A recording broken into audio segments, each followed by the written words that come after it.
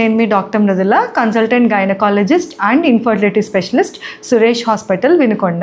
ఇప్పుడు ఈ పేషెంట్ అనమాట, మ్యారేజ్ అయ్యి 4 years అయింది. యాక్చువల్లీ మేడం కూడా డాక్టరు పక్క ఊర్లో. సో 4 years అయింది మ్యారేజ్ అయ్యి, పిల్లలు లేరు అని చెప్పేసి మన దగ్గర రావడం జరిగింది. జనరల్గా మనము ఏ ట్రీట్మెంట్ అయినా డేట్ వచ్చాక 2nd day or 3rd day నుంచి స్టార్ట్ చేస్తామన్నమాట. సో ఇవి నన్ను కలవడానికి వచ్చింది మిడ్ సైకిల్ 10th day రోజు అట్లా వచ్చారు. ఆ రోజు మనం స్కాన్ చేసి చూస్తే ఏంటంటే ఒక ఎగ్ అన్నది పెరుగుతుంది మంచిగా. సో ఏం చెప్పాయంటే, ఈ మంత్ ఎందుకు వేస్ట్ చేసుకోవడము, మనం న్యాచురల్ సైకిల్లో ఎగ్ గ్రో అవుతుందో లేదో ట్రాక్ చేసుకుని ఫర్టైల్ పీరియడ్ చెప్తాను అని అనుకున్నాము.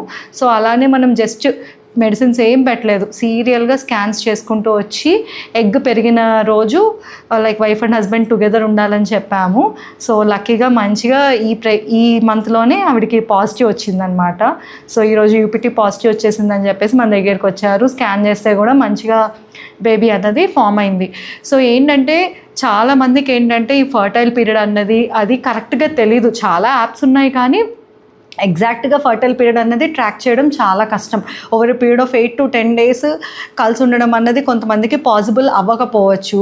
ఆర్ కొన్నిసార్లు ఇరెగ్యులర్ సైకిల్స్ ఉన్నప్పుడు కరెక్ట్గా ఫర్టైల్ పీరియడ్ అన్నది ట్రాక్ చేయలేకపోవచ్చు.